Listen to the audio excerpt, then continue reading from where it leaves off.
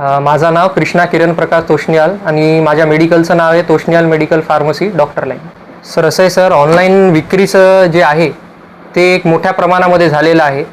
लोकांनी काय करतात, AI कडून प्रिस्क्रिप्शन बनवून घेतात आणि ते टाकतात. त्याच्यामध्ये नार्कोटिक ड्रग्स वगैरे जे आहेत ते पण विकतात.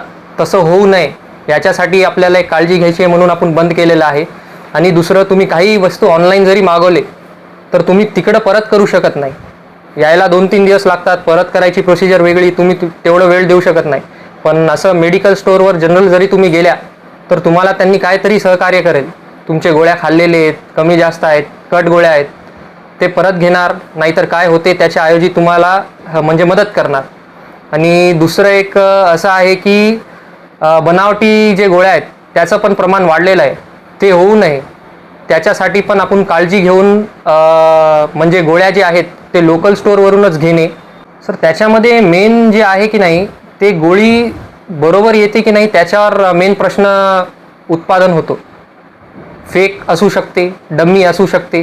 तुम्ही न्यूजमध्ये बघितलं असेल, कोणत्या तरी वेगळ्या स्टेटमध्ये बनलेली जी गोळी आहे ते एका वेगळ्या स्टेटमध्ये गेली, तिकडे त्या लहान बाळाला काहीतरी झालं. तर बनावटी जे आहे त्याची आपण काही गॅरंटी देऊ शकत नाही. हे जे आमची जे चेन आहे स्टॉकीजची, मेडिकलची, त्यांना बरोबर कंपनी थ्रू माल येते. तिकडं डिस्ट्रीब्युशन कसं आहे ते आपल्याला माहिती नाही.